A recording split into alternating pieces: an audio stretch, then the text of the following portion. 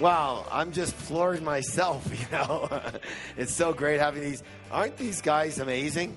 And these gals, and Barbara, just one after the other, just amazing teachers, amazing models. These are really great people, don't you think? All these represented there. And the thing about it is that whenever I find trainers for you and choose them, and et cetera, the most important thing is, do they have heart? Do they have spirit? Are they real teachers? Are they real what? Are they real teachers, or are they public speakers? To me, and I'm not saying anything wrong with it, there's a big difference between a public speaker and a teacher. Raise your hand if you know what I'm talking about here.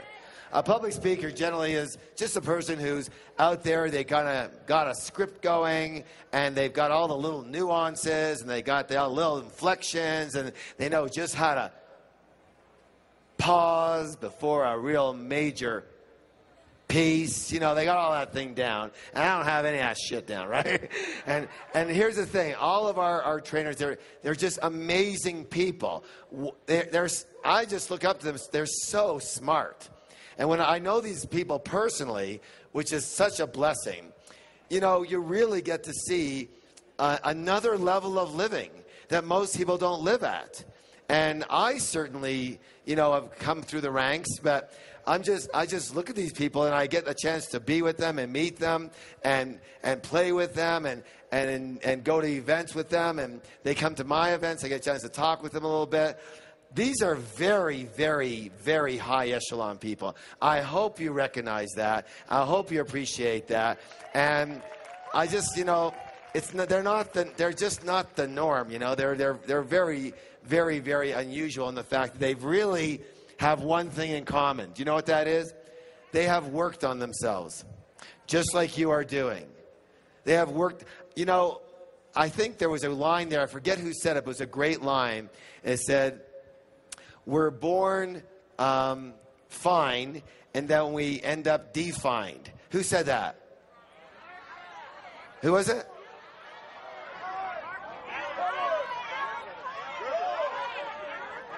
Oh, yeah. Okay, so thanks. I heard both names going at once. Is it Alan or is it Cohen? Okay, maybe it's Alan Cohen, right. And what a great line that is, because we all are born miracles. Yes or yes? Totally miraculous. We're like creatures of spirit, creatures of God, whatever you want to call the higher force, complete, nothing but intelligence and wisdom, totally tapped in, total spirit, and then we get conditioned. We get all this stuff in us from everybody else, and we have to defend ourselves, and we have to survive, et cetera, et cetera. So what happens is, you shouldn't, quote unquote, shouldn't have to work on being a better you. You shouldn't have to, quote unquote. But what happens is, it's like you shouldn't have to take the garbage out. But if you don't, it starts to stink in there. Yes or yes? And none of you would be here if you didn't have some, let's call it, aromas you weren't pleased with in the box, yes? And so we look at those aromas, we go, you know what, I've had enough of this aroma. I don't like the way it smells.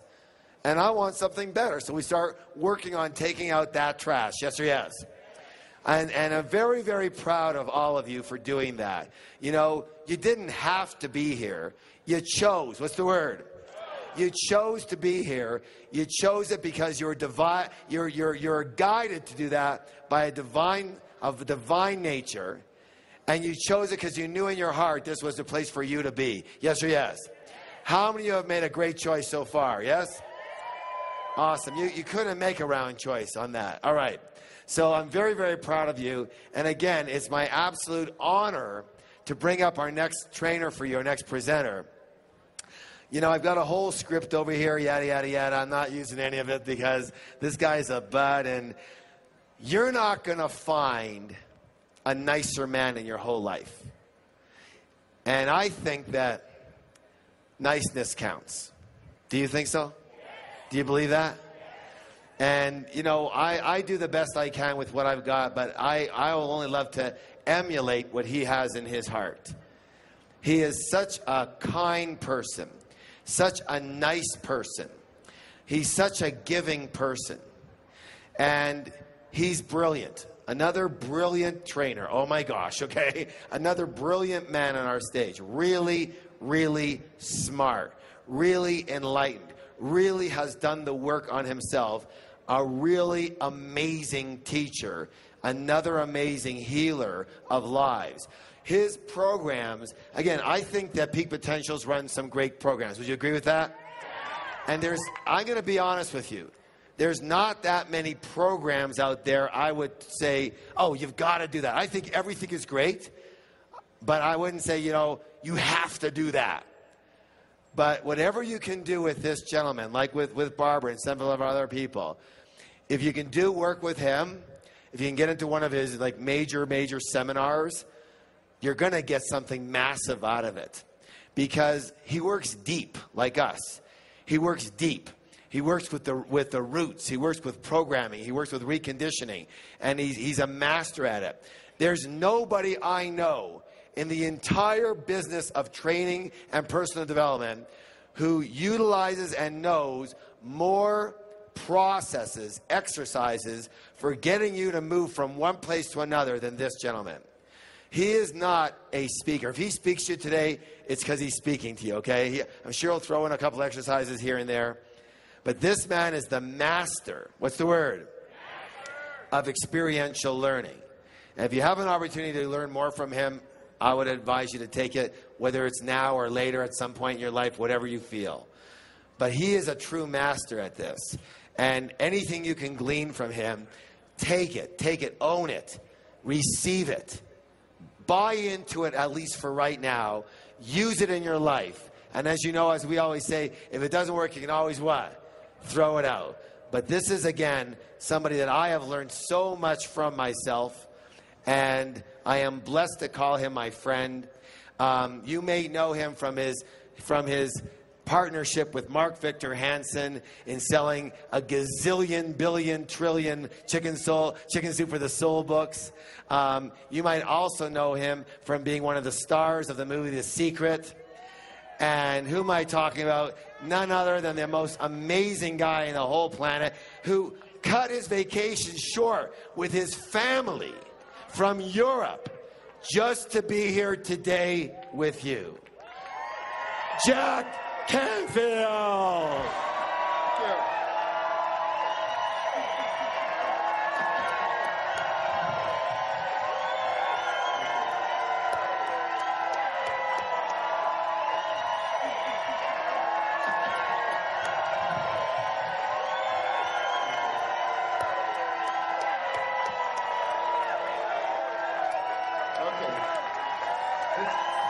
Thank you.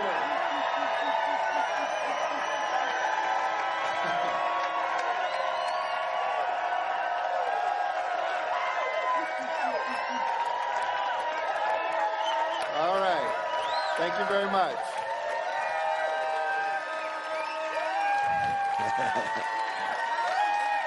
All right, go ahead and sit down, sit down, sit down.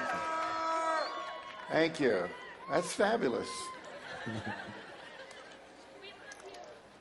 I used to be in a folk singing group in high school and always wanted to be a rock star, and today it feels like that, one of those outdoor rock places.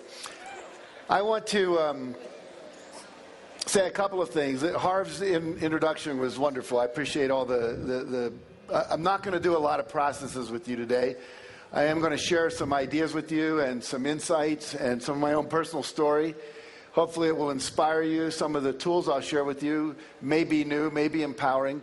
It's kind of like coming to a place where everyone's done 100,000 workshops already, but I think I can share some new ideas with you. I want to share a chicken soup story with you. There was a story that was sent in by Norman Cousins, and Norman was the editor of Saturday Review magazine, and he coined the term psychoneuroimmunology. Your psyche, your attitude affects your neurosystem, affects your immune system. We know the more positive you are, the more optimistic you are, the higher your attitude is in terms of positive expectation and joy, the less ill you get, and then if you do get ill, you get better quicker. And he sent in this story called The Wee Nurse. Can I see a show of hands? How many of you have been in the hospital overnight? Can I see a show of hands? Have you ever had a wee nurse? A wee nurse comes in the morning and says, Did we sleep okay last night? We didn't eat all our breakfast today, did we? And a favorite one that he hated was she'd come in and say, we haven't had our bowel movement yet today, have we? And this we thing irritated him. And one day he decided he wanted to get back at her. So she came in and she had a little plastic cup. She said, we need a urine sample. And he said, okay, if you'll leave the room, we'll make one. So she left and went out in the hall. And he looked over on his breakfast tray, and it was a glass of apple juice, which he had not yet drunk. He took the apple juice, poured it into the specimen cup, rang the little buzzer. She came back in. He handed it to her. She looked at it and said, my, we're a little cloudy today, aren't we? He said, here, give it back. And he grabbed it back from her, took the cap off, and then proceeded to drink the whole thing down and said, let me run it through again for you. I'll see if I can make it come out clearer this time. Now, I was over in Bangkok. How many of you have been to Bangkok, Thailand? How many of you have seen the Golden Buddha? It's one of the 3 tourist attractions. You always see the Jade Buddha, the Golden Buddha, and the reclining Buddha, and that kind of thing. And this Buddha is 10.5 feet tall of solid gold. The gold value alone is about $196 million. That doesn't even count the artistic and the historical value. And when my wife was taking that picture, I was over next to I'd say about 5 feet away. There was a big glass case. And in that case, there was a piece of clay about a foot wide, 2 feet tall, 2 feet thick.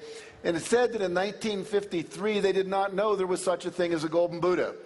They were moving this large clay Buddha from one side of Bangkok to the other to make room for a road that was coming through. And as they picked up the Buddha with the crane, because it was very heavy, a big crack went down through it. And as the crack went down through it, the head monk got scared and he lowered the Buddha down. And he said, we better take a look at it and see if we've done any damage to it. And it started to rain, so they put a canvas over it to keep it dry. That night, the monk came out and he shined a flashlight in to see if it was staying dry, and something reflected back from inside the crack. He said, clay does not reflect light. There must be something else in there. And so the next morning, they chipped away in behind where they wouldn't see it if they made a mistake, and lo and behold, sure enough, was this Golden Buddha. And their best theory is that 300 years earlier, when the Burmese were attacking Thailand, the monks of this monastery covered up the Golden Buddha with clay to make it look worthless so they wouldn't steal it. They also think all the monks were killed in a massacre, and the secret died with the monks. And then they rediscovered it. The word discover means what? Take the cover off of, discover something. It was always in there, but they took the cover off. I was having dinner with my wife that night, and she said, Jack, that Buddha is like all the people in our seminars. They come in with this cover of clay of their negative beliefs, their self-doubt, their sense of guilt and shame, their beliefs that they're not enough, that they're not worthy, they don't deserve. And what we really do is we take the clay off so this golden essence can come and be there as who they are again, their true identity. It's not like we put anything in. It's just that we remove the things that are not there. I think Barbara talked a little about that earlier today. So as we go through this next hour and a half, think about and hold that metaphor, that image of the Buddha, and it could be the golden Christ, the golden Buddha, the Atman, the source, whatever you want to call it, but that's who you really are. And although we do a lot of things of giving you more information and tools and all of that, really, if you were to stop doing the stuff that's negative, as Harv said, you've been defined. When you came in, you were just fine. And what we did was we layered on all that stuff. If we could just start to remove that and realize that everything you need is in you now. You have everything you need to do everything you want to do. It's just that we learn not to trust that. So we'll hold that as a metaphor. Now, you heard this morning, I was listening, I've got one of these great rooms right over here where I could sit in my room and listen to what was going on down here. And whoever was introducing in the morning said that you know about this combination lock idea. And I think you had, 10, 24/7? Yeah. And think about that model. I was eating dinner with a guy who's the Alabama State chess champion. We were talking about success. And he said, if you know the combination to the lock, it doesn't matter who you are. It doesn't matter if you're black or white, young or old, male or female, if your IQ is 150 or your IQ is 50. If you know the combination, the lock has to open. And what I've discovered in my work, and I've been doing this work for 30 years. I started with a man named W. Clement Stone, who was worth $600 million back in 1968. And he taught me everything he knew about success, and I've been applying it to my own life and teaching it to others. And then I've done hundreds and hundreds of workshops where I've been the student and gone to India and studied with masters and so on over the years. But there is a combination. There is a system. If you know the combination, you can unlock success. The problem is many of us are missing a few of the numbers. And so what I'd like to do today is just kind of remind us and maybe share some of the new things that you might have forgotten. Now, here's a man named J. Paul Getty. He was at once the richest man in America. And when they asked him what were the secrets of success, he said there are three. It's very simple. He said, get up early, work hard, and find oil. Not that complicated. So obviously it's a little more tricky than that.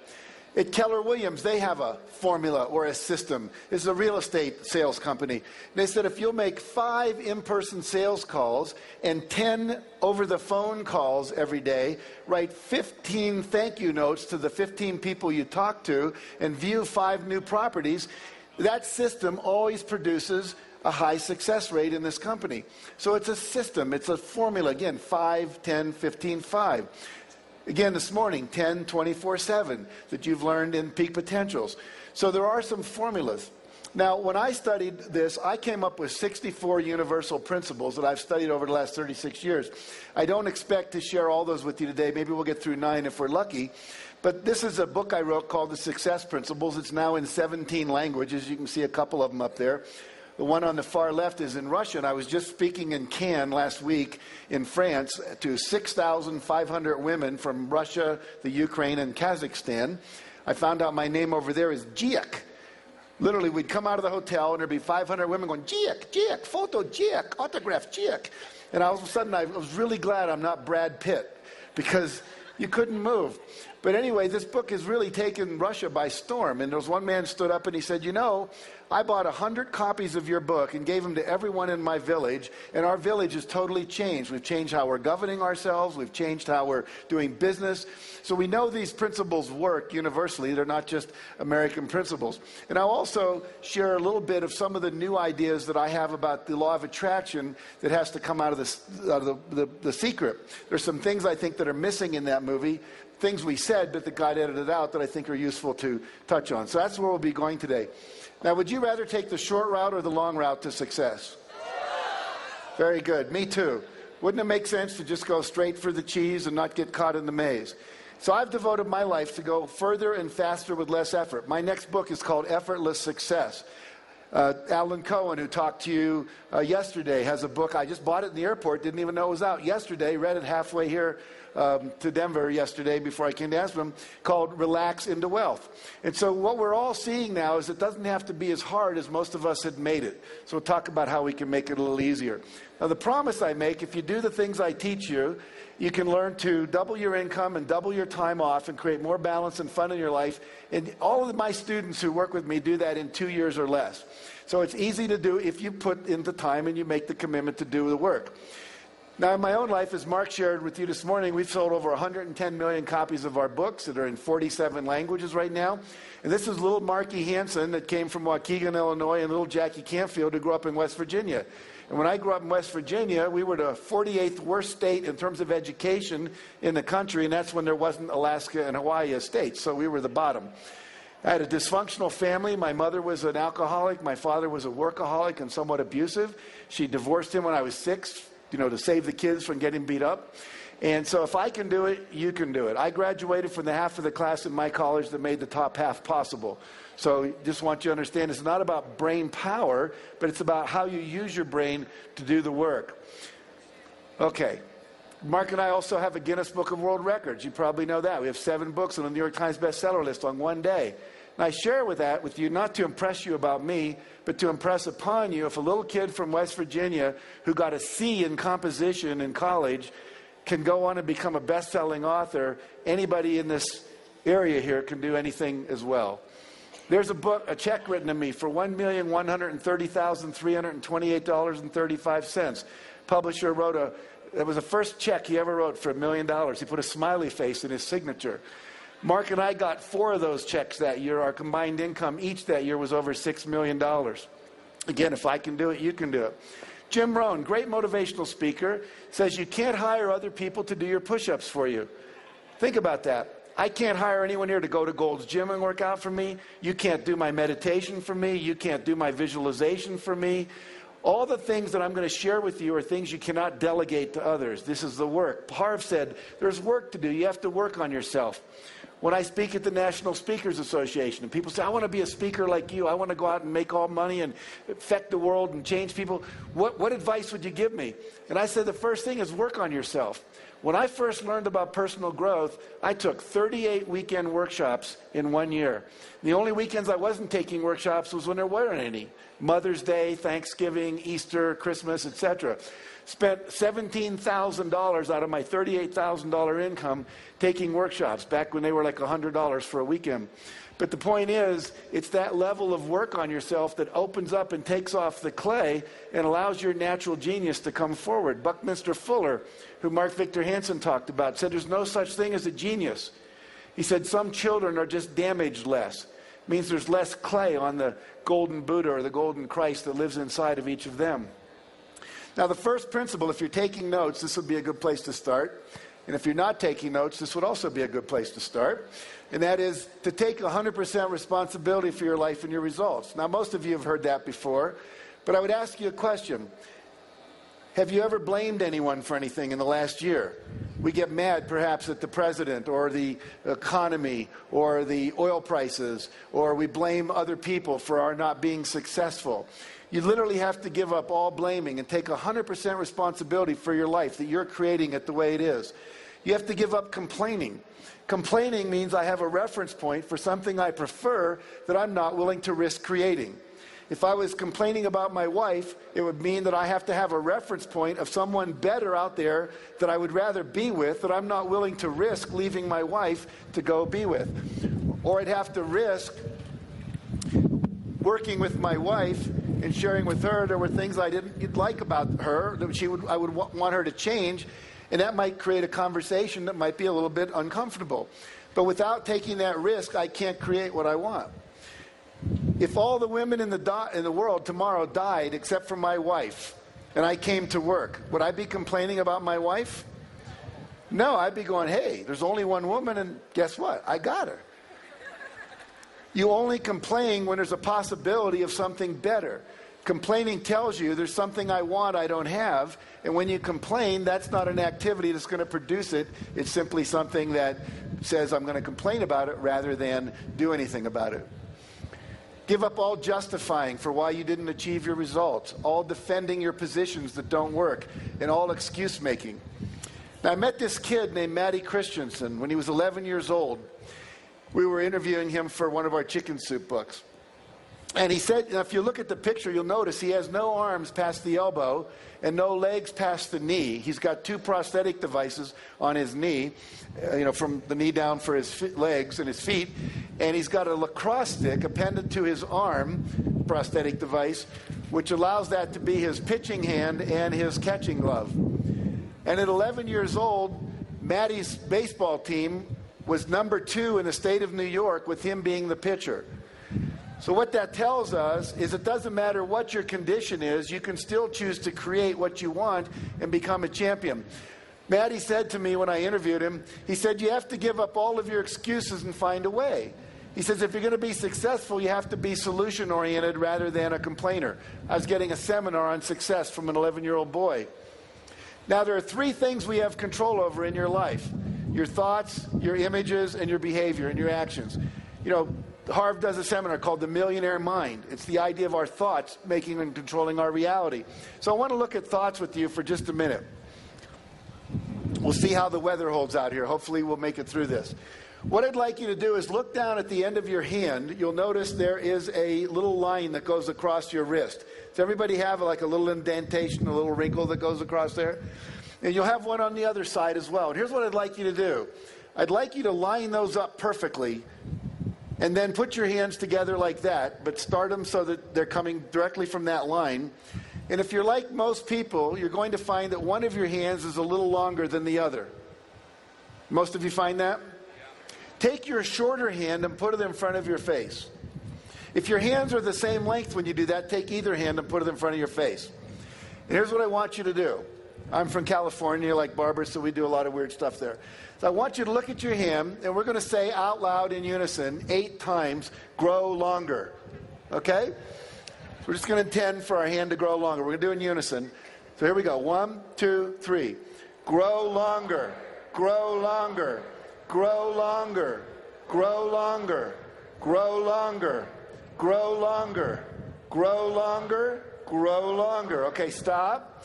Now line them up exactly the same as before, and notice what happened.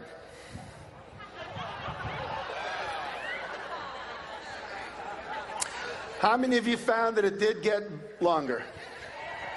Very good. So what this shows us is the power of our intention and the power of our minds over physical matter, starting with our body. And we see that we actually have that power over physical matter all throughout the universe. Now, the good news is we can do this. The bad news, in case there are any men thinking about this, is that so far the research has only been on the hands, okay? So I don't want you to waste a lot of time tonight with this. All right. Now, we've all heard of the internet. You've all used the internet. You've got Blackberries, and you send wireless telephone calls. We can call someone in Singapore right now and talk to them. How does that work?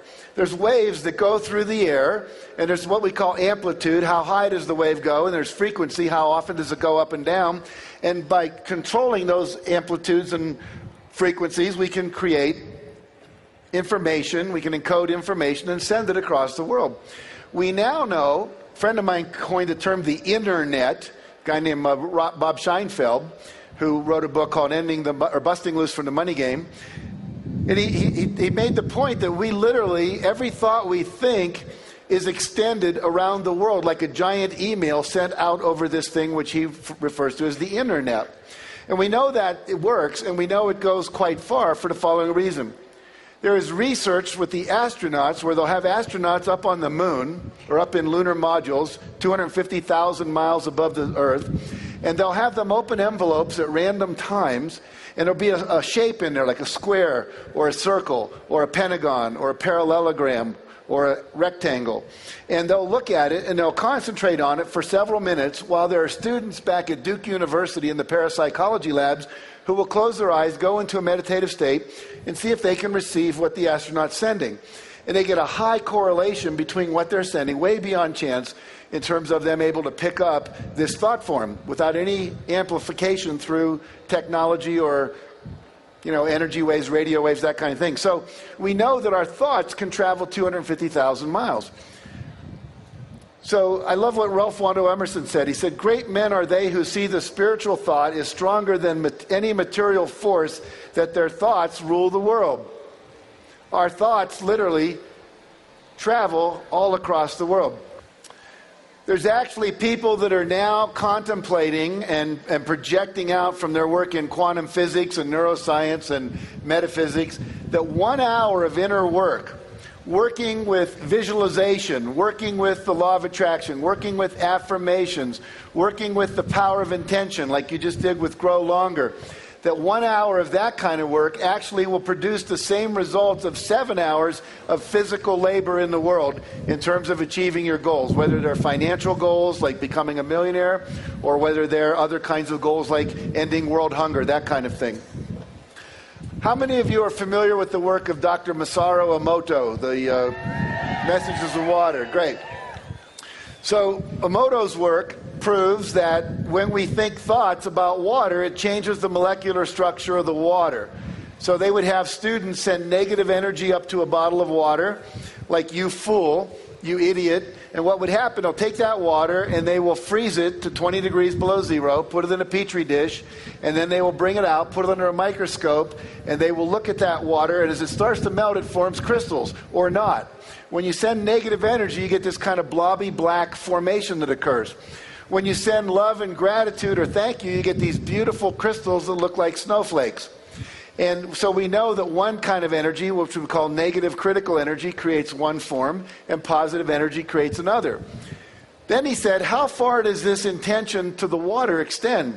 So they took 10,000 Japanese, and over a 2-hour period, they sent love to all the water in the world. This was a couple of summers ago in July.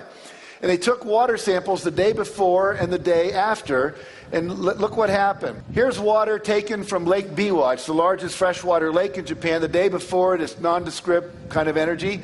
2 days later, we see these beautiful crystals having been formed.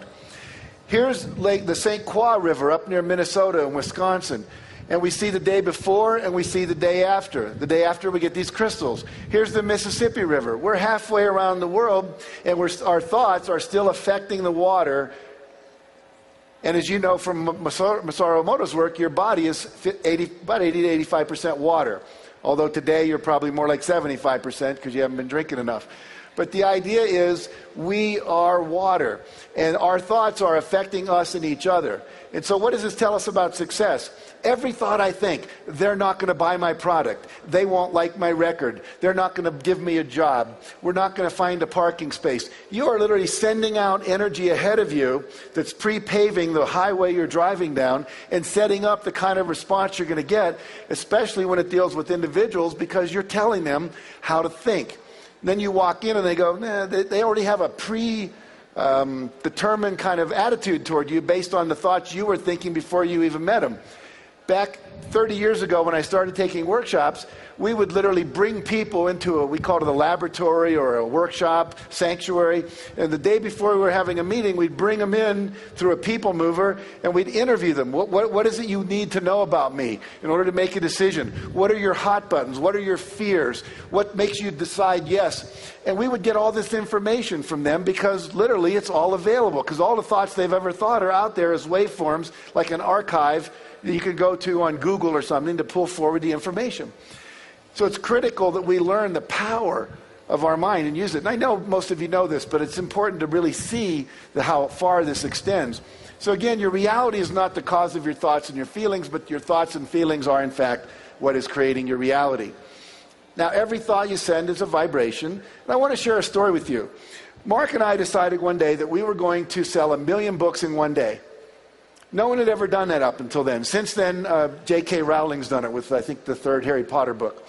Now, at that point, there was no model to go after, no one to say, how did you do it so we can model what you did? We simply had a vision and a goal. And we started holding this in our mind every day. We'd see a picture, New York Times headline, Canfield and Hansen sell 1 million books in one day. And we visualized it, we intended it, we put energy into it, we talked about it, we fantasized about it, we believed it was possible. About 35 days later, we're at this conference in New York. We're at this conference in New York where they have the American Booksellers Association convention.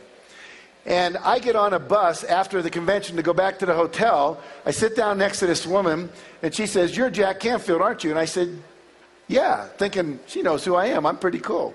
And then she said, "It's your name tag." Kind of reduced my ego a little bit.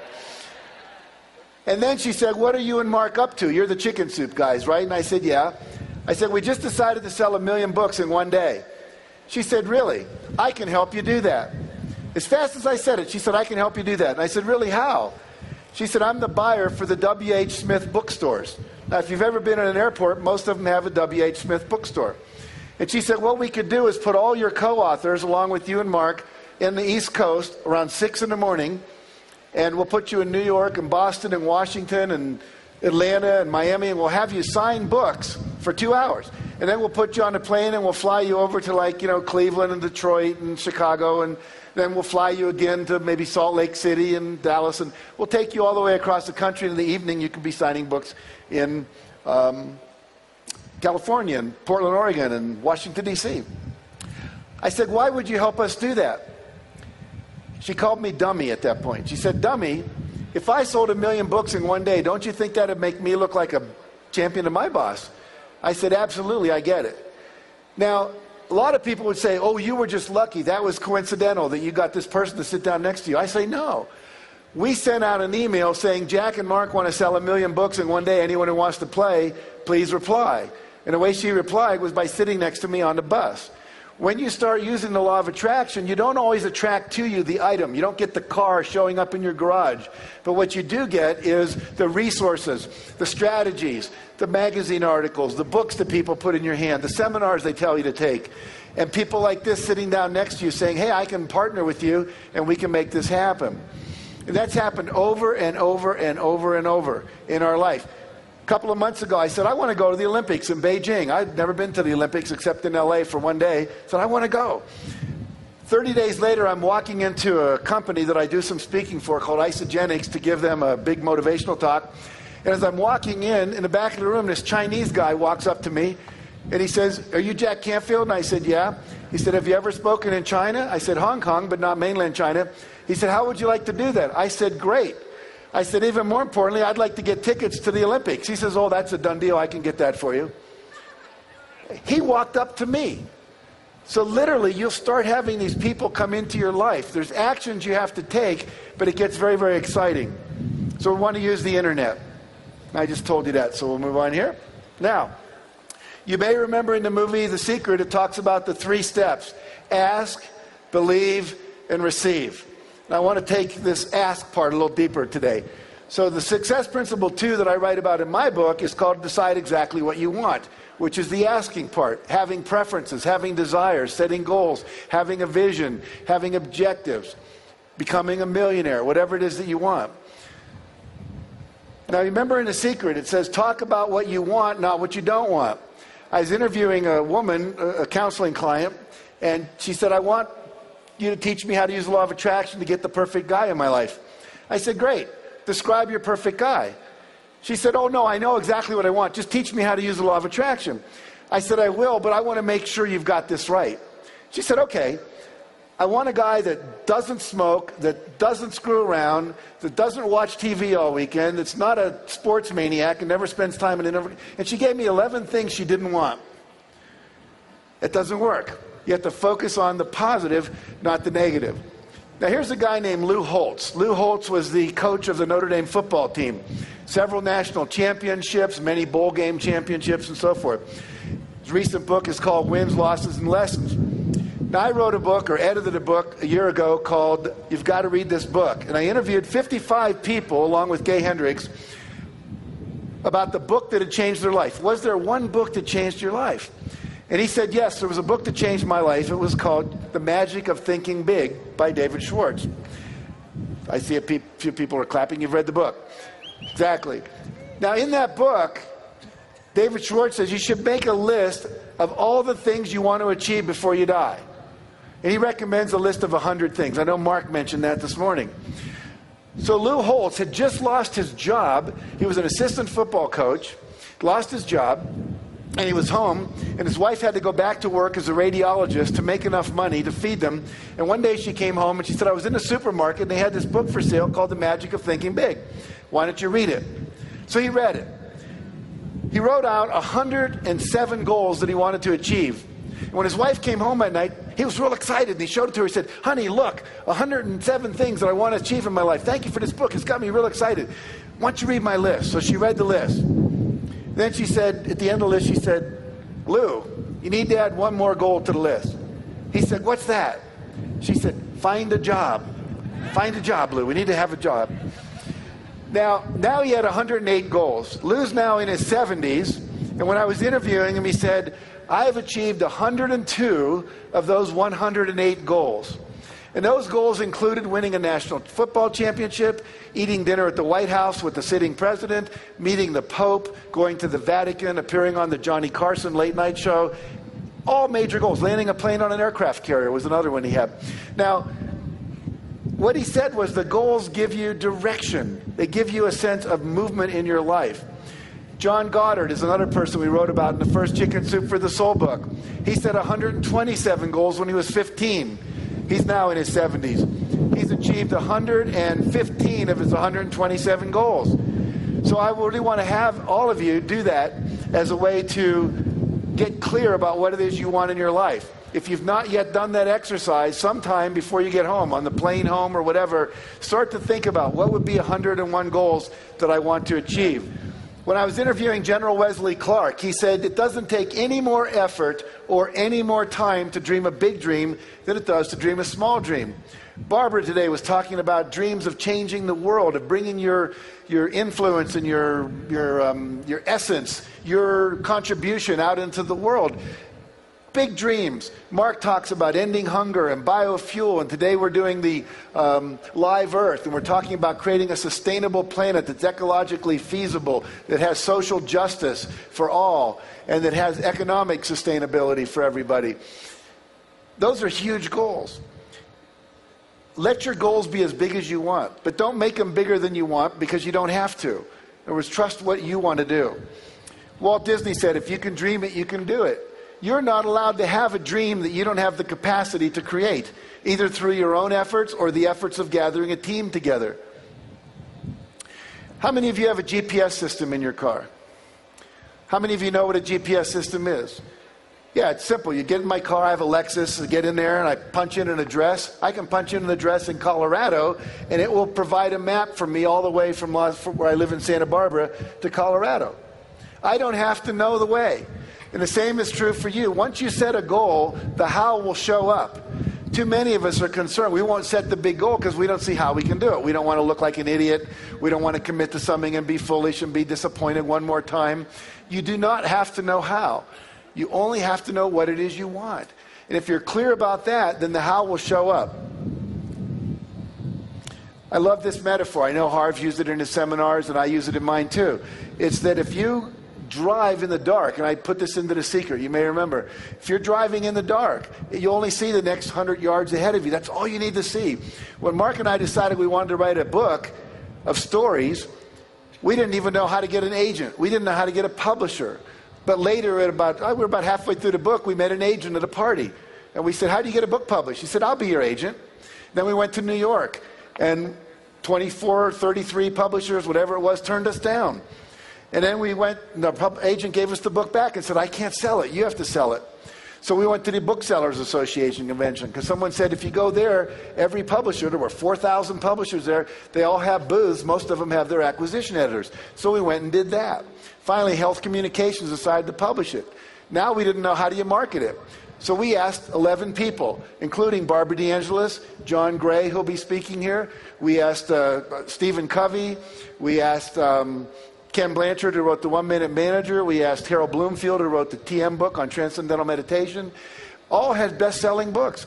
And they said, do this, do this, do this, do this, do this. We did 5 things a day that they told us for 14 months. We did not hit a bestseller list for 14 months. But once we hit that list, as Mark said this morning, we were number 1 on that list, in the New York Times list, for 3 years. And then when we brought out the second book, we didn't even think about that. Oh, second book. And then a third one and a fourth one. Now 125 books, something like that in print.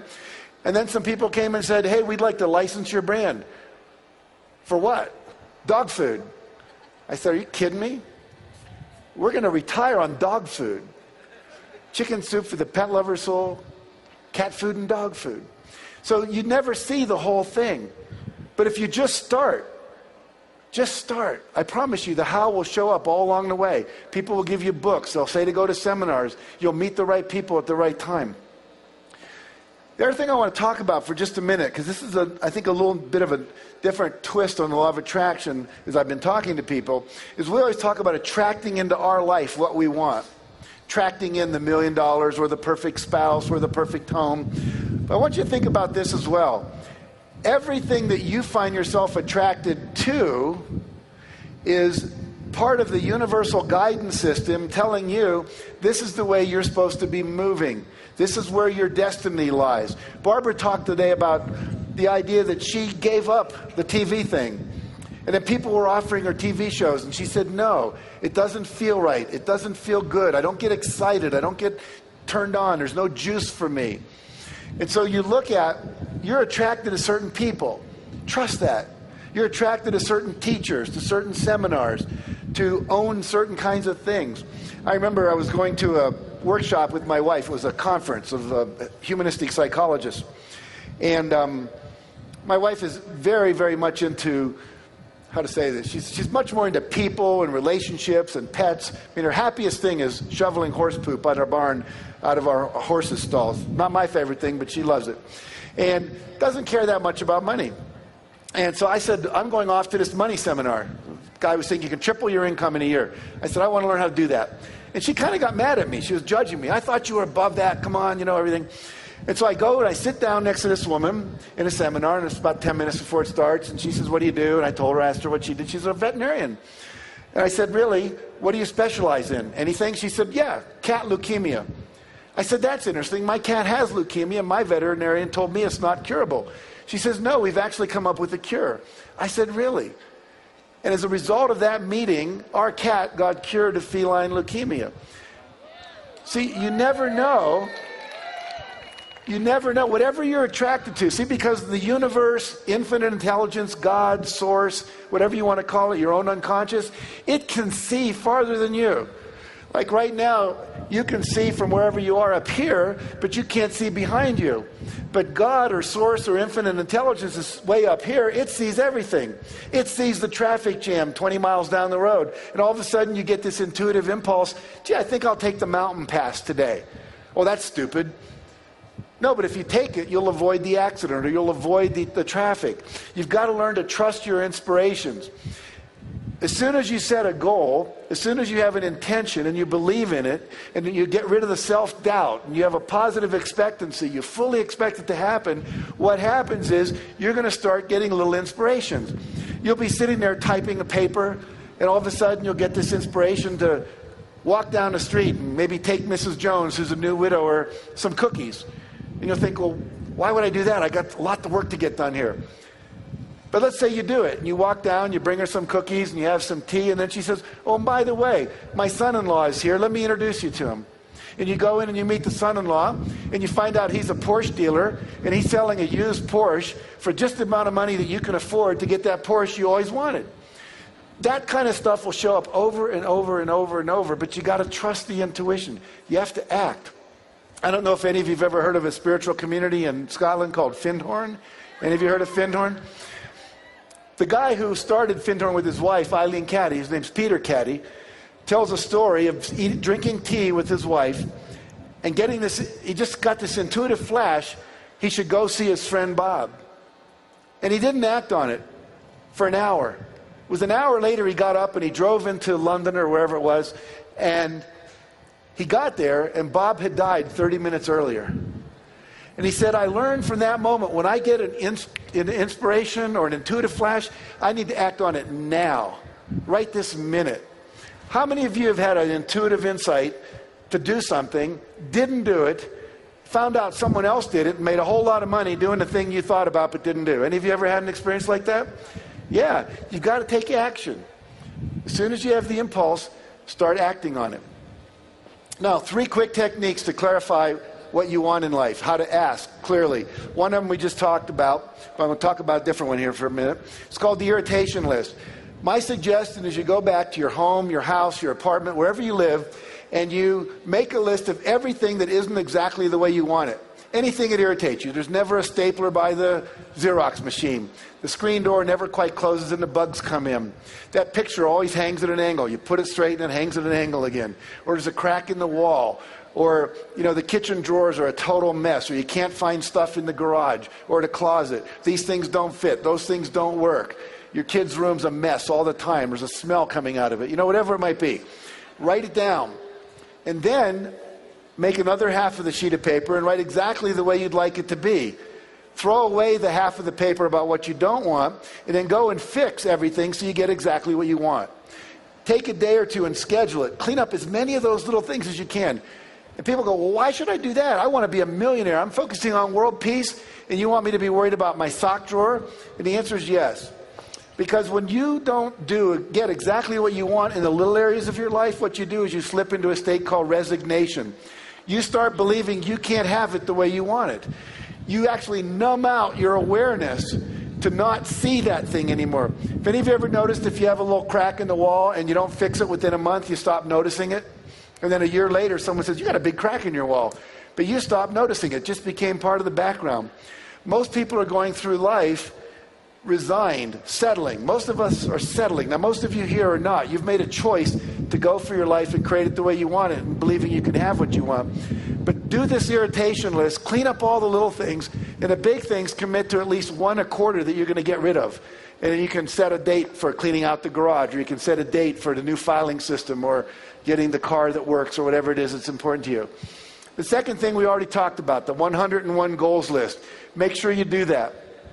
Have you seen that book, 1,001 Places You Should Visit Before You Die? I mean, right there is a whole bunch of stuff you can put on your list.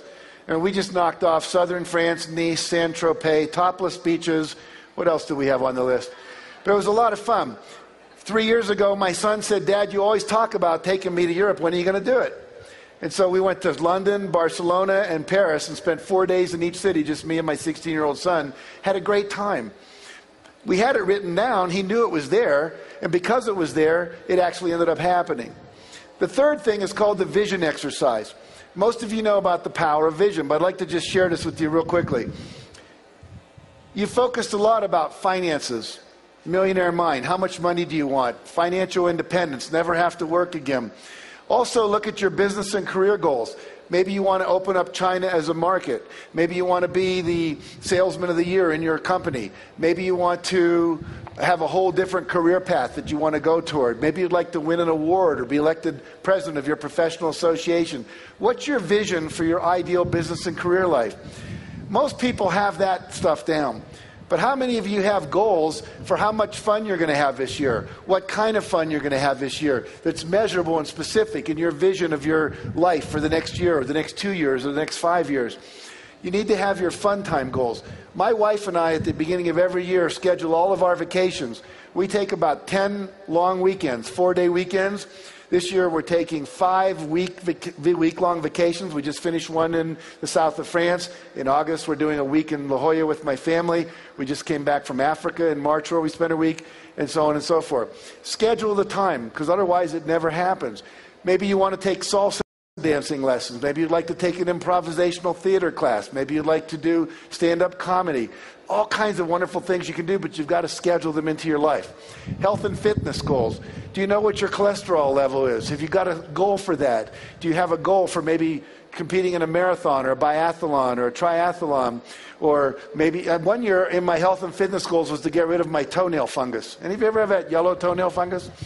And most people just settle for it. Oh, it's old guy's toe disease. Nothing you can do about it. Well, if you take olive leaf extract long enough, you can get rid of it. And that became my goal, one of my goals for the year. So health and fitness goals. Relationships goals. How many of you have written goals for the next year about what you want to accomplish in the area of relationships? Just curious. See a show of hands. Not too many. 1 year mine was create 5 new male friends. We just moved to Santa Barbara. And what happens for most men is if you have kids, you move to a new town. Your wife goes and takes the kids to school. Your kids form friends. Your wife gets to know the parents of your kids' friends, and that becomes your social network. And I didn't like any of the husbands of my wife's new friends. It just didn't interest me.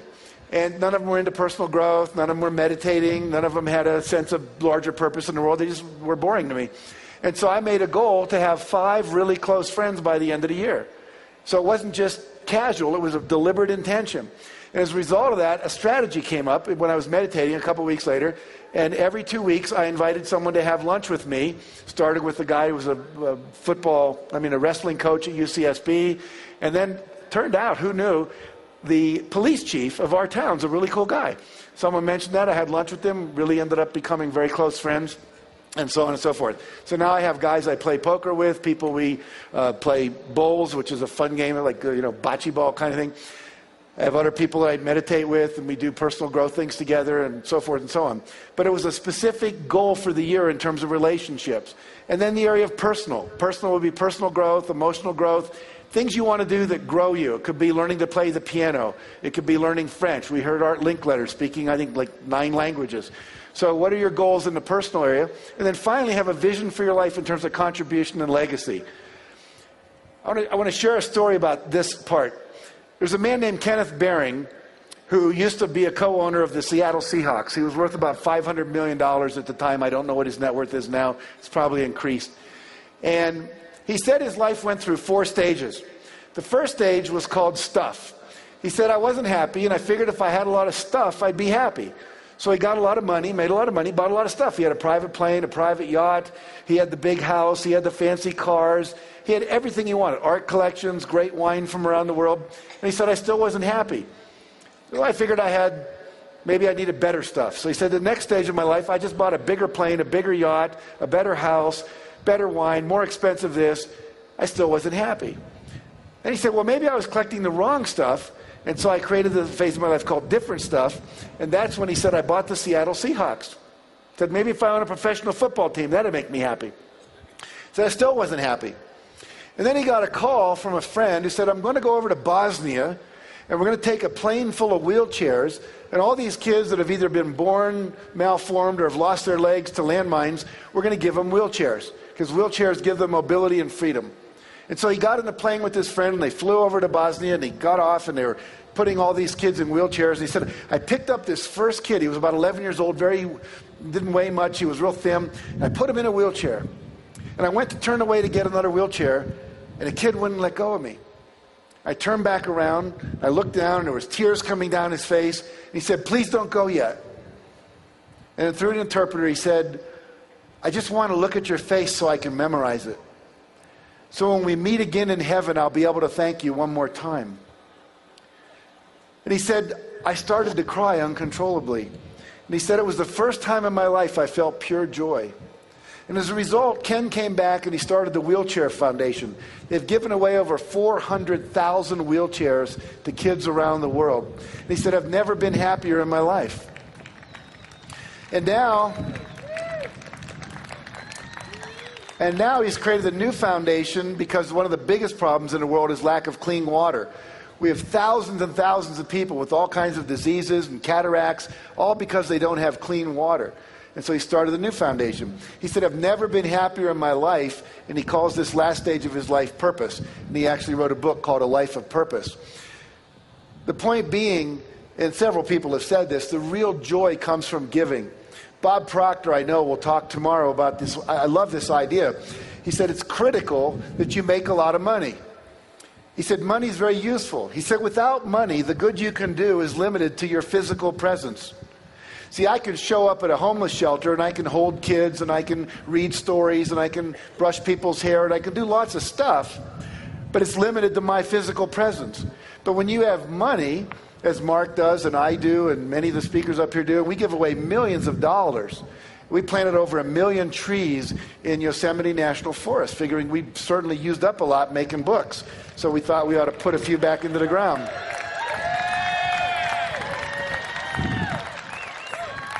It's actually cool to go there and see all these little trees growing up and go, that's our trees. It's really neat. But the point being that you want to have influence for good. You know, Mark talks about creating enlightened millionaires that give away at least $1 million. And if you create 1 million millionaires that give away $1 million, you're talking about $1 trillion in philanthropy in the world. That's not so hard to do. It's really not that big a game to play when you really think about how simple it is. All right, so we've got these 7 vision categories. What I'd like to do with you for just a moment is I'd like you to close your eyes and trust that your stuff won't blow away in the wind here. And I'm going to mention each of these categories. I'm going to be silent for 30 seconds. And what I'd like you to do is just let come up from you, from the internal natural child, from your inner self, your high self, the part of you that knows what you really want, to come up with, what do I really want in that arena of my life? And I would say, think in terms of the next 2 years. So 2 years from now, what would you like to say you've accomplished financially or career-wise or so forth? So just a little bit of going inside, so you're not listening to me and just being a speech. We'll kind of just take it inside a little deeply. So take a deep breath, close your eyes.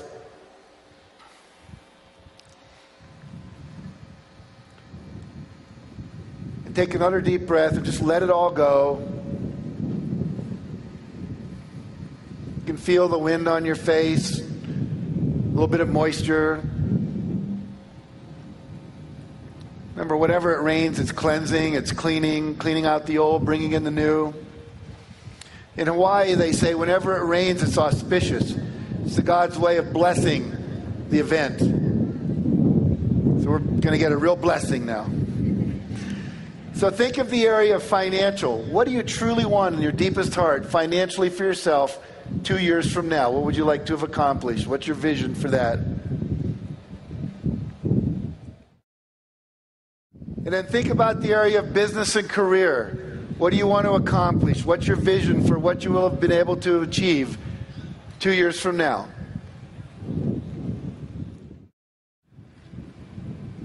And then focus on the area of fun and recreation. 2 years from now, what do you want to say you've done or experienced in terms of really having fun or recreation, travel, anything in that arena? And then think about the area of health and fitness. What do you want to have accomplished in that area of your life? Maybe it's weight loss. Maybe it's more vitality, more flexibility. Maybe a better diet that you're now eating. Then think about the area of relationships. What do you want to have accomplished in the area of relationships? And then think about the area of personal. What do you want to have accomplished just because you want to do it in terms of personal growth or development, spiritual development, education? And then finally, the area of contribution. Where do you want to volunteer? Where do you want your money to go? What do you want to be different in the world because of your efforts? Very good. Then go ahead when you're ready. Open your eyes. Come on back. And when you have a moment, perhaps not now because it's a little challenging, but make sure you write that down. Get it down on paper. Share it with your partner. Put it up on the refrigerator. Look at it every day. What I do is I have 3 goals in every one of those arenas. So I have 21 goals every year. And then I make a 8.5 by 11 sheet with a picture. I either get it from, Google Images, or I pull them out of magazines.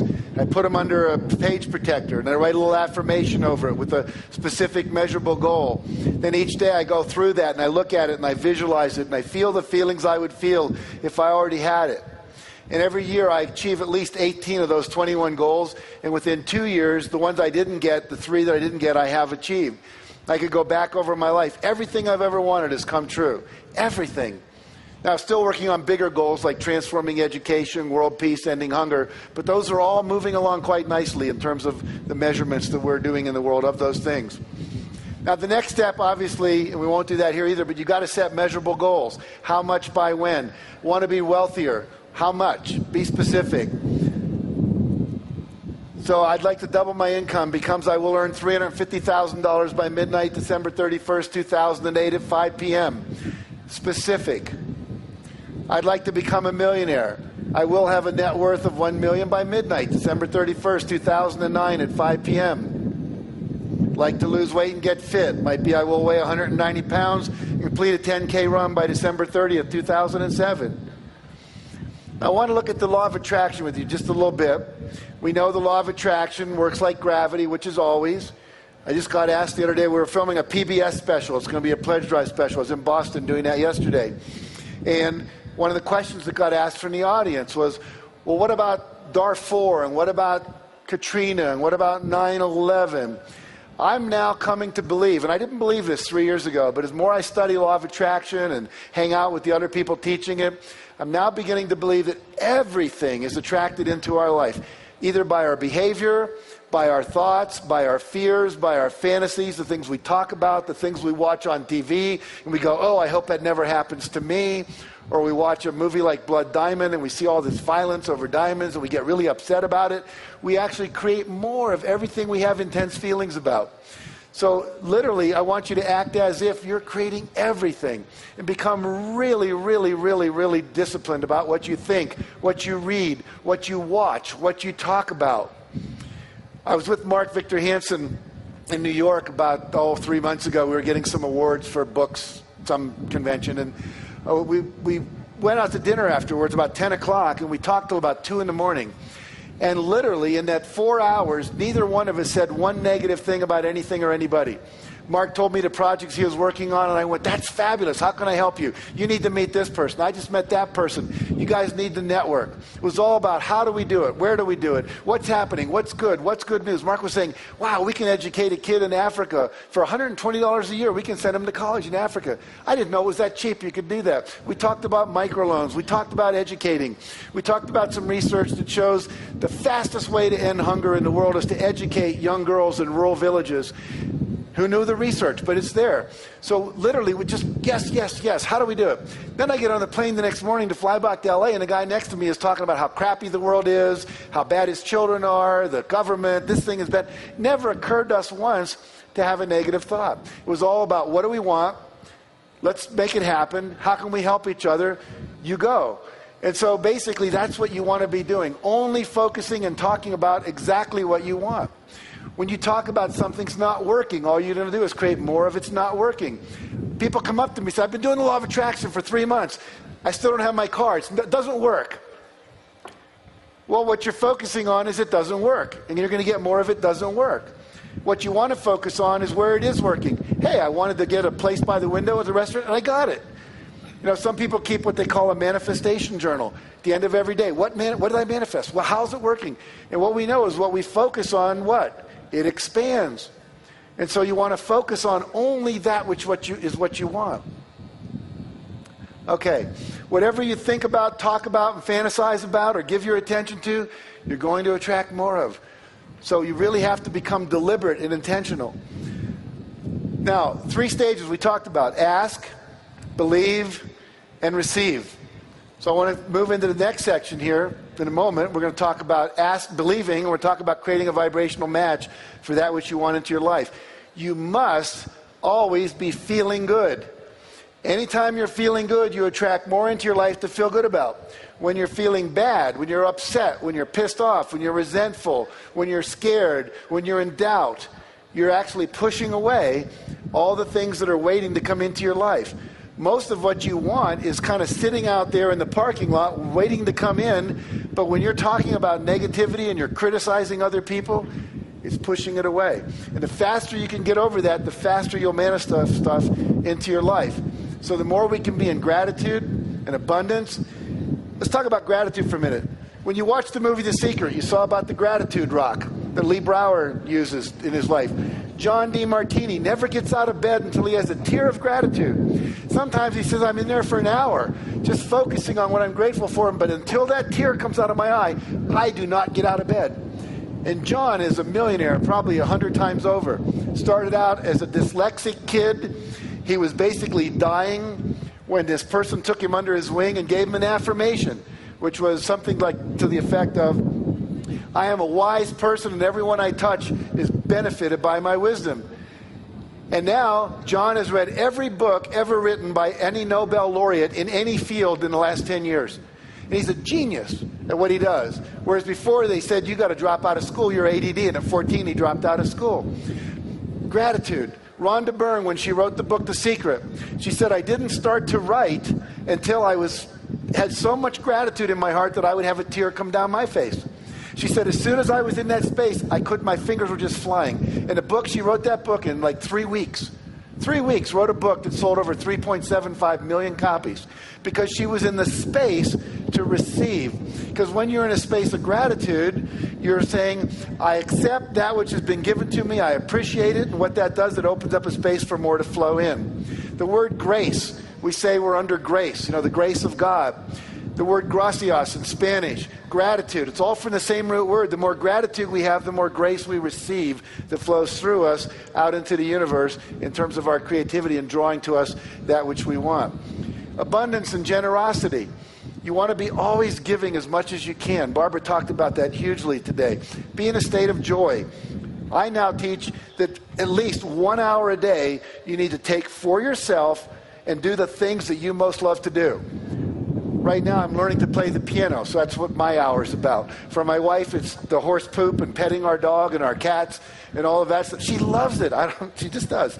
For someone else, it's listening to Bach or Beethoven or listening to Bono or whatever it might be. For someone else, it's painting or gardening. I was doing a seminar up in Canada And actually, I was actually on a TV show up in Canada, and this woman stood up in the audience, and she said, I have a question.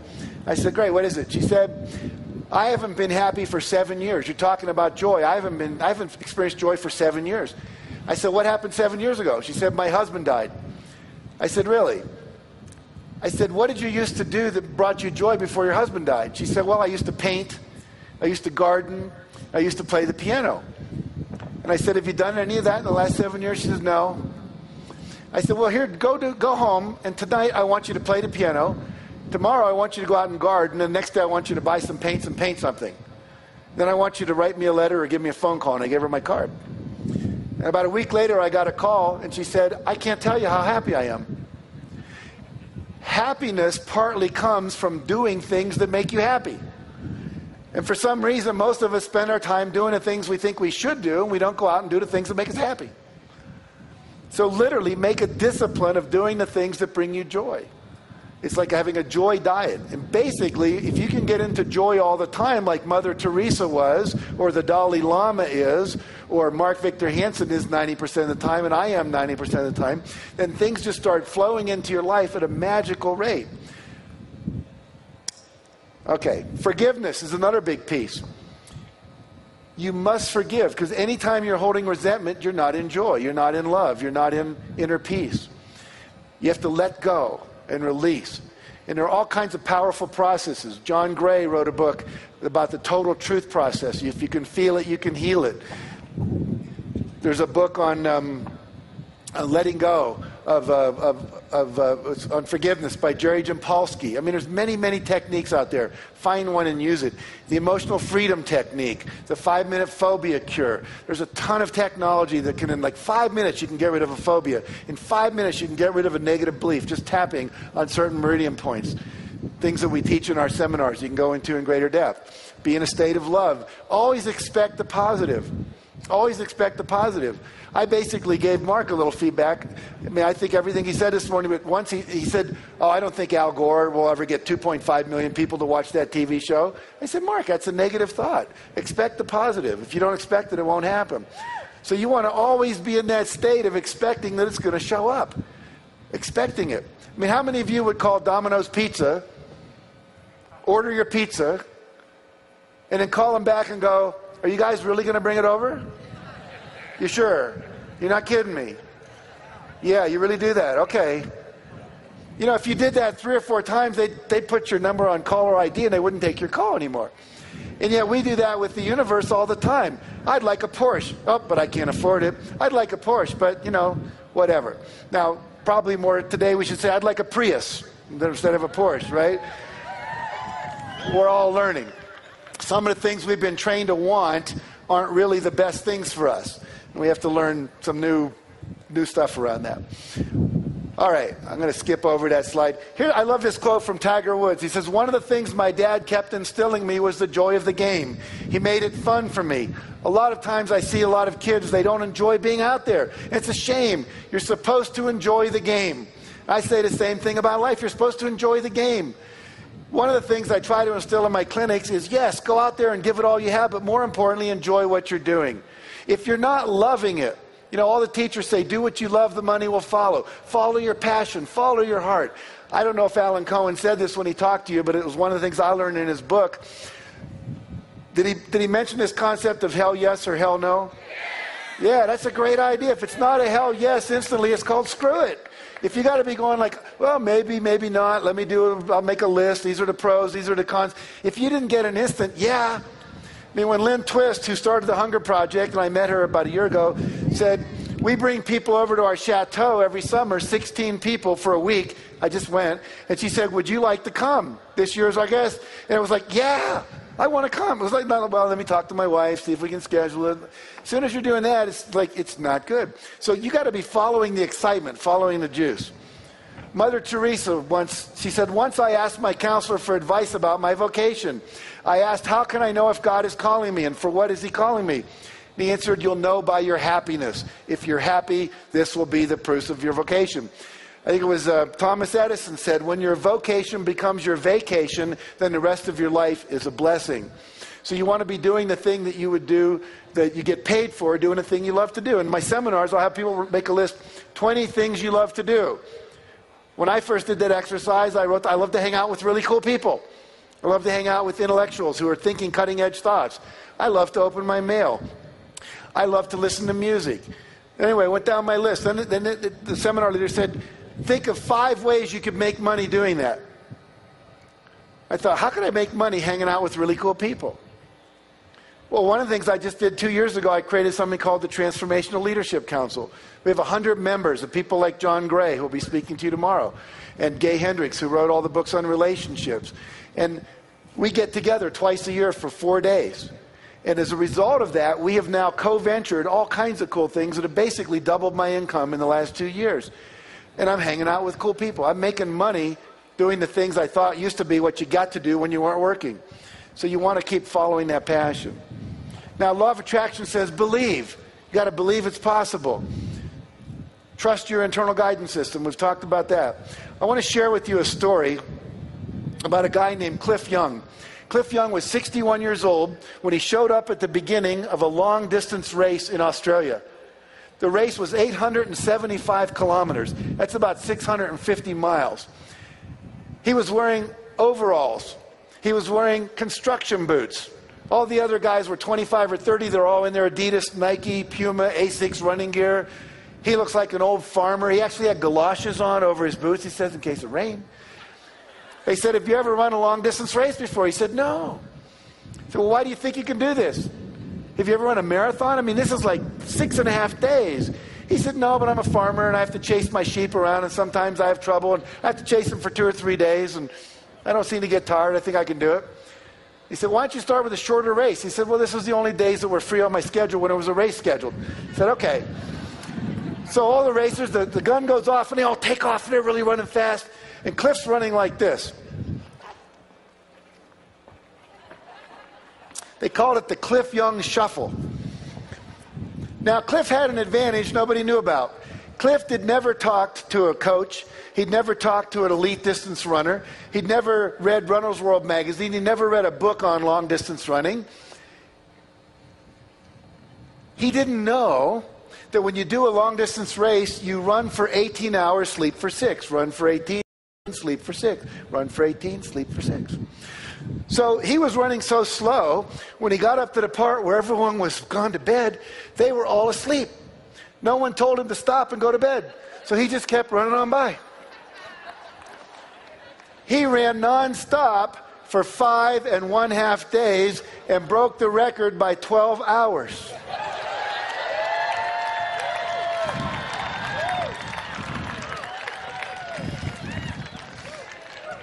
See, sometimes what you think you know gets in the way of what's possible. If you believe you can do something, you can figure it out. But you have to believe. You have to believe it's coming into your life. I love his quote. It says, never tell anyone something cannot be done. God may have been waiting for centuries for somebody ignorant enough of the impossible to do that very thing. You know, you think of all the technologies we have, the airplane, FedEx. When the guy that put FedEx together, he was an MBA student at Yale, and he presented the paper that outlined the FedEx process. They gave him an F on it and said it's not possible, it will never happen.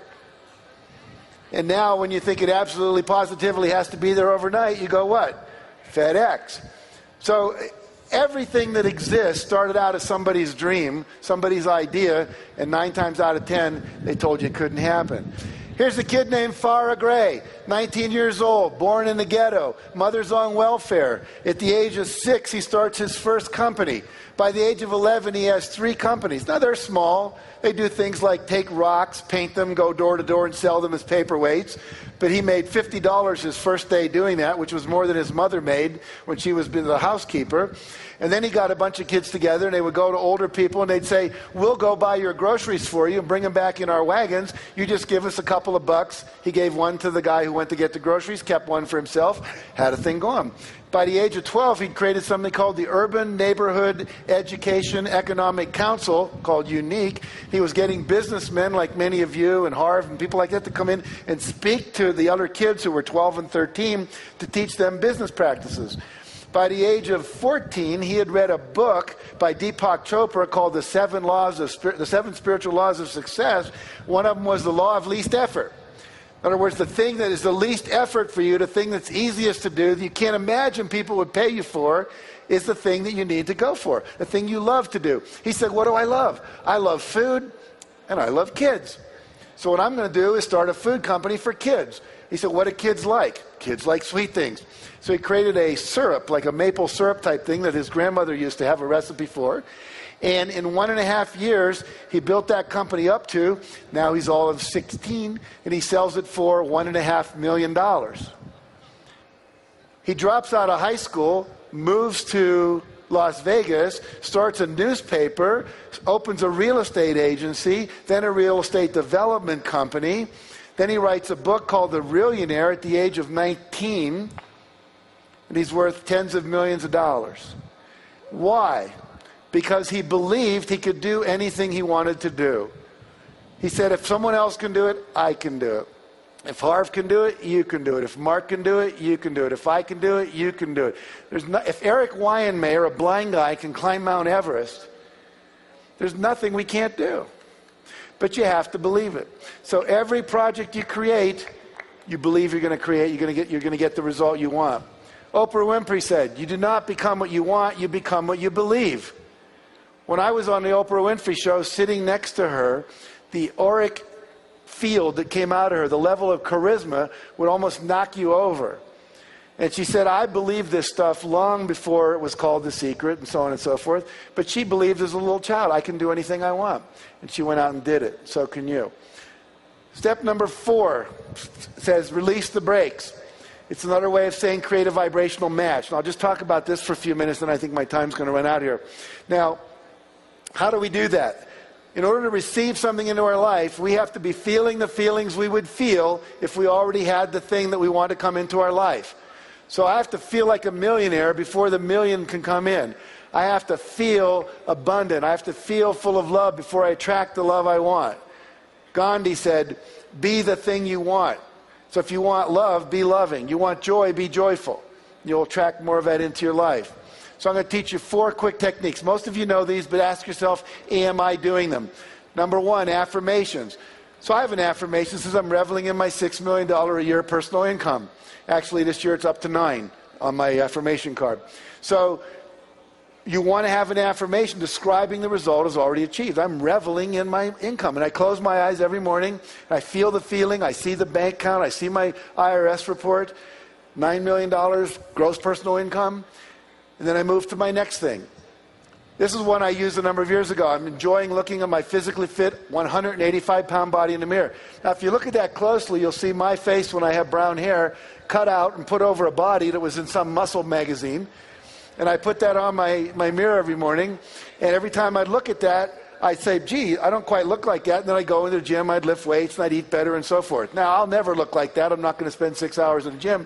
But it basically motivated me. And it said I'm already experiencing it right now, even though I wasn't. By the way, a great technique, and I put that off on person. Don't freak out in the AV department up there. But I just didn't want you looking at that slide.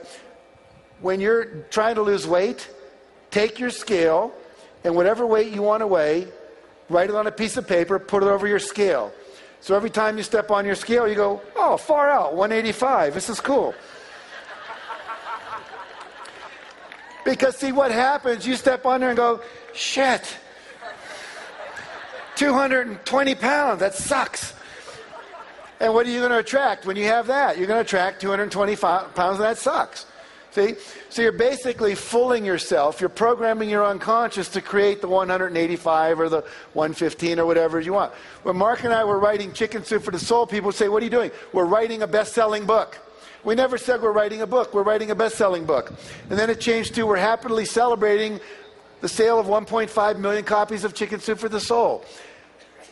One I have right now is I'm sharing my open, loving heart and deep spiritual wisdom with everyone I meet. You want affirmations for every aspect of your vision, and this is one of mine. So, you state your desired outcome as if it's already happening, feel the feeling, and then you got it. I'm happily driving my new BMW down the highway. I love this idea. You go to the dealership, you take your camera, you sit in the car, you look out the window, and you say, take my picture. I'll be back to buy this in a month or two. Then you take that picture home, blow it up, 8 by 10, 14 by 10, put it on your refrigerator, make it your screensaver, and then it just keeps coming into your consciousness. That's my car, that's my car, that's my car. I did that.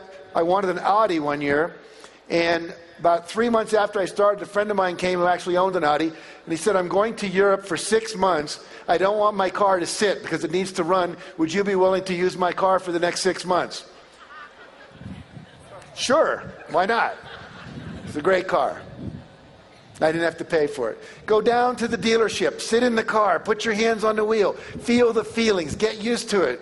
If you want to stay in world-class hotels like the Four Seasons, go to the Four Seasons. If you can't afford a room there, just sit in the lobby and have a drink.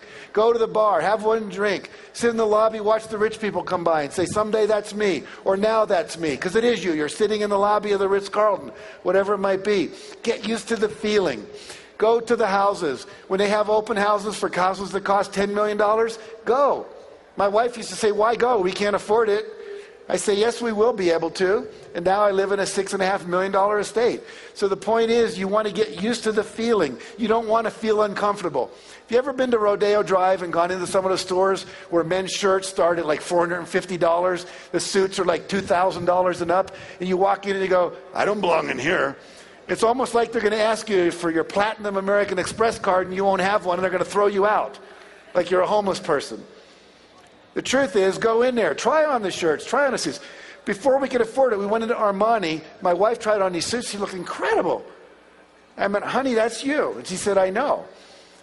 And now we can afford them. We couldn't afford them back then. But now we can. So get into the feeling of it. All right, create vision board. How many of you have a vision board or a wish book?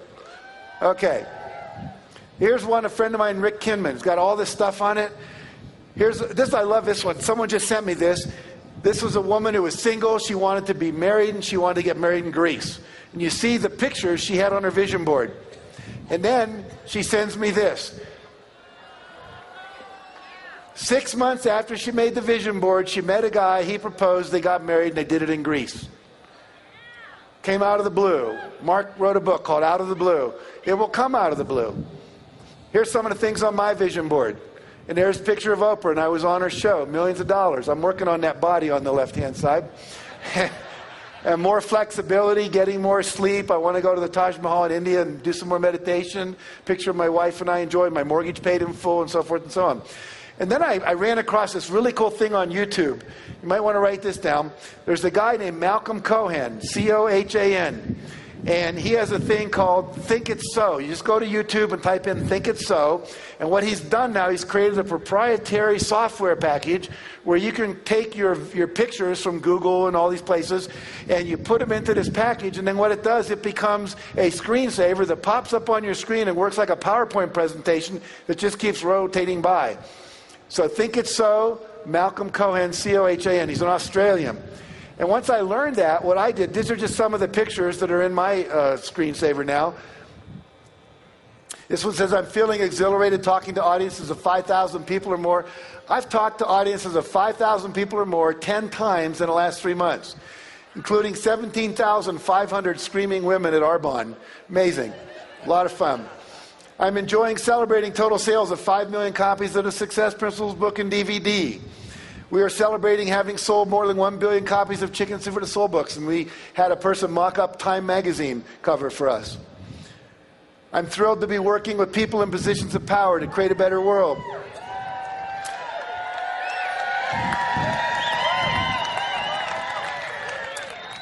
Turns out the woman who was the correspondence secretary for George Bush had submitted 5 chicken soup stories. We didn't know. And she comes and says, I'm about to quit and go do another thing. You want to have dinner at the or lunch at the White House? So we went, and one of the things we got to do was go into the press room where Tony Snow stands up there and goes, yes, question, question. I got to take that picture. I'm sitting up with Mark at 2 o'clock this afternoon, and he says he was with Gene Houston in Greece. Gene Houston is one of the major advisors to Hillary Clinton, and Gene Houston said, we want you and Jack to work with the Democratic Party to help advise them for this new administration to bring more of this consciousness.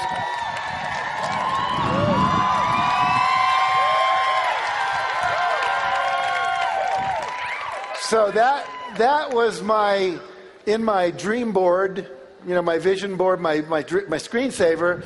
I put that in 3 months ago, and now we're getting an invitation to play. I'm enjoying playing golf on 12 world-class golf courses around the world. We just played in southern France on one of them, joyously receiving 26 relaxing massages in 2007, and so on. Third thing, visualization every single day. Now let me tell you a principle here that's critical. It's called the 30-day principle. Research was done at NASA. They had astronauts wear concave lens goggles for 30 days. Concave lens goggles make your world appear upside down. Imagine 24 hours a day for 30 days, everything's upside down. You're trying to negotiate the stairs, your soup, which looks up there, you got to reach down here to eat it. They did this to see if they would become nauseous, if they would lose their ability to focus, if they would become hostile. How would they relate to being in outer space when there was no gravity? That was basically the experiment. What they found that they didn't expect to find was that 25 to 30 days into it, every one of the astronauts, their brain flipped the image right side up again. Even though the image was coming in upside down, their brain flipped it right side up. What the neuroscientists tell us is it takes 25 to 30 days to create a new neural pathway in your brain. It takes 25 to 30 days to lock in a new belief system. It takes 25 to 30 days to lock in a new habit pattern. It takes 25 to 30 days to have your visualization and affirmation start to change the whole way your brain perceives the world. See, your perception is part of what's controlling your reality. Right now, you're not aware of what you're feeling in your right foot, but as soon as I say right foot, you're aware of it. But as soon as I say left hand, that's where your awareness goes. So the reality is all these things were streaming into your brain, but your reticular system was filtering out everything probably but what I was saying. But as soon as I say right foot, it changes. So as soon as you start visualizing, and you do that for 30 days, the reticular system in your brain says, start letting in everything that will help us become a millionaire, or solve world hunger, or work with the president, or whatever it might be. So you want to be visualizing for 30 days in a row without fail, whatever it is you want. Because they did an experiment where on day 15, they had half the astronauts take their glasses off, put them on back on day 16, took another 25 to 30 days before the phenomenon occurred again. So you must do 25 to 30 days. Does that make sense? That's one reason most people's affirmations don't work. It's one reason a lot of the seminars they take don't work, because they don't take the tools and do them every day for 30 days. It's like that 10, 24/7 idea. The repetition over and over locks it into the unconscious and also opens up the perceptual field for you, and also programs universal consciousness out there in the world. Okay, this is one of the most powerful tools that Mark and I have discovered. It's called Act As If. You all know you start acting like a millionaire before you're a millionaire. Here's a cool technique. It's called the Come As You'll Be party. Have any of you done a Come As You'll Be party? Okay, here's what you do. Mark and I went to a party. We belong to an organization we helped create called The Inside Edge. Had 100 cutting-edge people, like Barbara DeAngelis was a member, Tony Robbins was a member, and so forth. And they had a party on the Queen Mary. And what we did was we got there, and they have paparazzi taking all our pictures, and big red carpet, and we had to act as if it were 5 years in the future, and we had achieved every one of our goals. And for 3 hours, everyone had to pretend it was 5 years later. People were walking around with books they'd written. People were walking around, their cell phone would ring, and they'd say things like, oh, that's good. Yeah, buy 5,000 shares. Yeah, no, sell those. Yeah, 10,000 of those. Oh, good. Call you back later. They were trading all these great stocks. I was doing this party with one of my seminars recently, and this kid, 26, was walking around with his cell phone going, Jennifer, I told you don't call me here. No. And then the phone would ring in. Jennifer, leave me alone. No, I know I was the best lover you ever had. I know, honey. I know I was the most sensitive person. Oh, I know you love me. I'm sorry, I just have to move on. Finally, by the end of the evening, he takes one more call. He goes, J-Lo, leave me alone. I'm sick of it. You know? And people were showing us pictures of the boats they owned and the Argentinian ranches they'd bought and the camps they'd set up for homeless children, and on and on and on. Now, if you do that for 2 or 3 hours and just stay in that space, that's the most powerful act as if we've ever figured out how to make happen. Go home. If you buy my book, I think it's chapter 11. It's called Act As If. There's a whole section on how to create a Come As You'll Be party. There's an invitation in there you can mock up and send out to people. But really do that. It's one of the most powerful things you can ever do.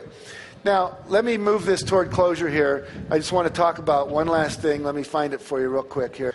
One of the principles that we work with is if you want to learn, you've got to stay motivated with the masters. You know, Harv talked about the masters. And so principle number 8 in my system is stay motivated with the masters. And there's a lot of ways to do that. You come to sessions like this. You take the Peak Performance, ultimate seminar package, whatever. You keep being exposed to masterful ideas and masterful people. Shared that cartoon with you. Here's a guy named Jeff Arch. How many of you know who Jeff Arch is? See, most of you have never heard of Jeff Arch, but you will know him in a second. Jeff Arch, one day, was sitting there and he was miserable. His life sucked. And he said, I'm watching these infomercials on TV and I'm seeing all these people talk about the money they make. And I've always thought that was BS. Didn't work. But, their lives seem to be working pretty well. They got money. They're on TV. I'm not. He wanted to be a playwright. He'd written 2 plays. They failed miserably. His wife said, get a real job. We have a kid coming. And he was running a karate studio and he was miserable. And so what he did was he said, I'm going to buy an audio program. The audio program sold for $149. He ordered it and he listened to it. And it changed his life. He said, wow, I got to go for my dream. I have to shoot one more time for my passion. So he quit his job as the karate studio. And he said, I'm going to write one more screenplay or one more play. And he wrote a screenplay. And it was about a movie, kind of James Bond, Russians versus Americans. He took it to California. And the day he went there, the Berlin Wall fell.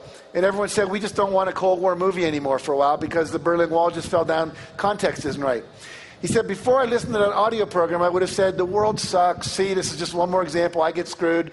He said, but the truth is, I realized I had just made a decision where I picked a topic that wasn't timeless. And then I said, okay, what's a timeless topic that nothing that changes in the world can change it? And he said, love, love, love. Everyone loves love. Doesn't matter what happens in the world about love. Then he said, what's the typical love story? Boy meets girl, there's some problem. Romeo and Juliet, 2 different warring families, can't get together. West Side Story, 2 different gangs, can't get together. Look who's coming to dinner, black guy, white woman. And we can go down a list. There's always this thing, you got to get through it. Finally, they get together, end of story, everyone's happy. He said, what if I do something totally different? What if they don't meet until the last scene of the movie? That's never been done. So he wrote a little screenplay called Sleepless in Seattle. And that screenplay earned him $500,000. And now every screenplay he writes is worth $1 million. Because he's now a Class A, top-tier screenwriter in LA. And what happened was one audio program that changed his life forever. $149 investment turned into $500,000. So success principle number 9 is you got to learn more to earn more. Rhonda Byrne, who did The Secret, her life was miserable. Her daughter came to her and gave her a book. It was called The Science of Getting Rich by Wallace Wattles. How many of you have read that book? You'll hear Bob Proctor talk about that tremendously tomorrow. It's the book that changed his life. It's a book that later I read after Think and Grow Rich and other books that changed my life. She reads this book. She gets so excited about it. She says, why doesn't everyone know this? She goes out and she bought 300 books over the course of about 4 months. She read 300 books on law of attraction, science of success. Her investment was probably close to $1,000. Maybe more, a couple thousand, $3,000. Now she goes and she makes a movie called The Secret, and what happens is that movie costs $3 million to make. They've sold over 3 million copies. They've made $90 million based on her willingness to become a student, to learn more, and as a result of that, a producer who was, okay in Australia, now has a home about a block from Oprah, is working on a second movie, is working with Harpo Productions to create a reality show on The Secret, because she was willing to invest in her growth. Here's somebody who read my book. Look at all the little tabs in there. They've studied it more than I did. It's amazing. We've talked about a couple of principles of success. It's just the tip of the iceberg. So, final story. Woman calls her minister. Says, Reverend Jim, I just came back from the hospital and they've diagnosed me with terminal cancer. I wonder if you could come over this afternoon. He says, sure, of course, Aunt Hattie, I'll come over. Goes over to her house. He tries to comfort her. She says, don't comfort me. I'm fine. I don't understand healing. I just want to plan my funeral. Would you help me plan my funeral? And he says, of course, I'll help you plan your funeral. She says, I want to be buried in this dress. I want this hymn sung. I want these kind of flowers. I want a memory card that you give to all the people that came. I want my picture on it. This is my favorite poem. I'd like that on it. And she went on all the things she wanted. And then she said, I want to be buried with my family Bible in my left hand and a fork in my right hand. He says, well, I understand the Bible, and Hattie, you're a very religious person, but why the fork? He says, whenever we have a church social, and they're coming by to collect the plates after we've had a dinner down in the basement of the church, whenever there's going to be a really great dessert, something like apple pie or cherry pie or peach cobbler or chocolate cake, they always say, keep your fork. And whenever they say, keep your fork, I know we're going to have a really great dessert. So they're going to come by my casket and they're going to look in. And they're going to go, Reverend Jim, I understand the Bible. Aunt Hattie was very religious, but why the fork? Just look him in the eye and say, Aunt Hattie knew the best was still yet to come. And so for all of you, if you take these principles that you're learning here from all the different teachers, not just mine, but all of them, this whole 3 days becomes like a total gestalt. Everything I would have said that I didn't, someone else is going to say. You're going to get the full package. But if you'll go back and put them into practice, and if you take the things I have, and if they're attracted to you, or you're attracted to them, put them into practice. Do the work. Because there is some time to put in. And if it feels good and it's fun, continue to do it. If it's not, don't. If you put the work in, you keep your consciousness clear, and you think the thoughts, you create a vibrational match, I promise you, for each and every one of you, the best is still yet to come. Thank you. Have a great life. It's been a pleasure and honor to speak to you. Thank you very much.